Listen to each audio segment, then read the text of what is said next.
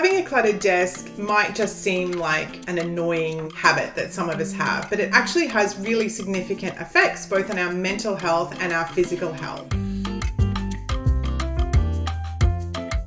When our desk is cluttered, it's actually a drain on our cognitive resources. So our brain is constantly thinking about all this mess around it. And so what happens then is we can get tired more quickly, we're likely to be more stressed, and even some studies have shown that it can lead to anxiety as well. Other research has actually shown that when people are in a really cluttered environment, they also make really poor eating choices, and they're also more likely to kind of binge watch junk TV as well.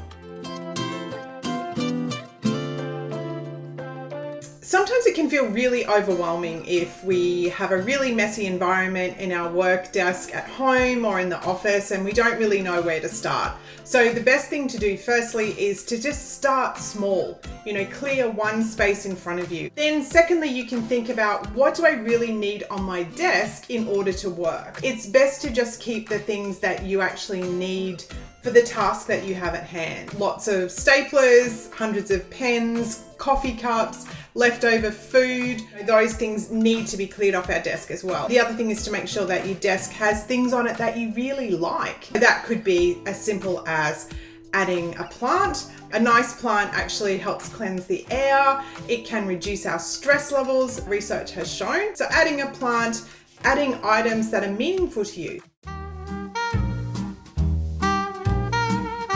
So some studies have actually shown that messiness can be really helpful for creativity. When things are really ordered and clean, our brain thinks, all right, these are the rules, I kind of have to operate within these lines. So when your desk is already messy, our brain looks at that and thinks, well, the rules have kind of changed a little bit here. Maybe I can color outside the square. In fact, one guy who had a really messy desk was so messy that he used to put layers of brown paper in between the piles of things on his desk, and it would just get higher and higher, and eventually have to clean it up a bit. And he was doing that one day and he pulled a document from one layer and one from another layer and put them together, and that research actually led to a Nobel Prize.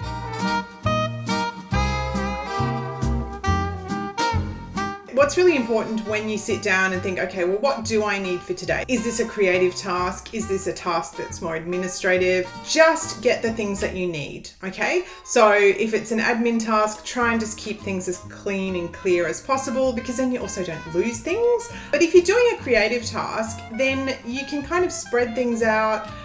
You might want to use Post-it notes stuck on the wall, a whiteboard that allows you to kind of visually map out what you're doing.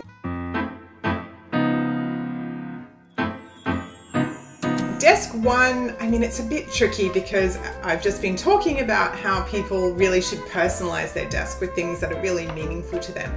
But this one might have gone a little bit too far. So I would rate this desk 5 out of 10. Even though it's not too messy, things are quite ordered, it's kind of overwhelming.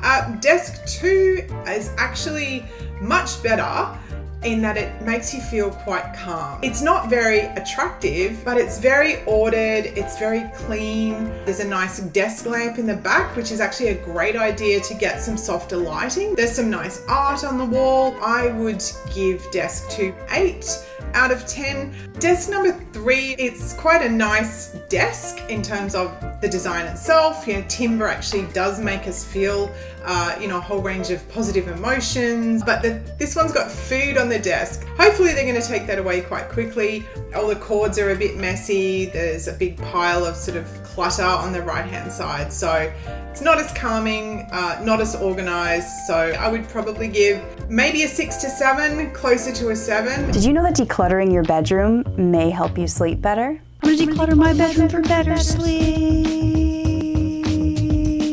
I did a bit of research on how cleanliness and clutter can affect your sleep, and I learned some things. One study found that decluttering helped people with insomnia sleep better. And having too many throw pillows on your bed doesn't count.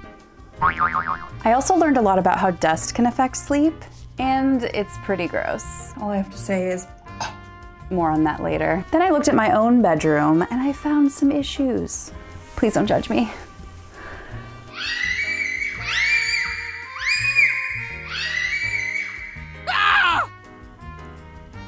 And now to declutter. Do you ever wonder how often you need to wash your sheets? Dust mites love your sheets and pillows. So wash them once a week on the hottest setting your sheets and pillowcases can handle. One major goal is to remove any visible clutter, and we're gonna start with this bookshelf. I do love this bookshelf, but there's a lot going on and it's all right next to my head while I'm sleeping. These lights are horrible. So I put this little guy here instead.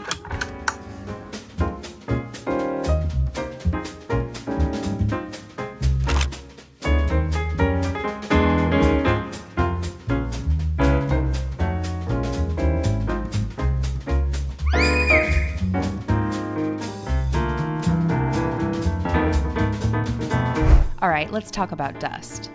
Research shows that something called dust annoyance is linked to fatigue and sleep disturbances. If you have allergies, things like pet dander, mold, and pollen can affect your sleep as well. You know what time it is? It's cleaning time. Cue the cleaning montage. There's no one in here.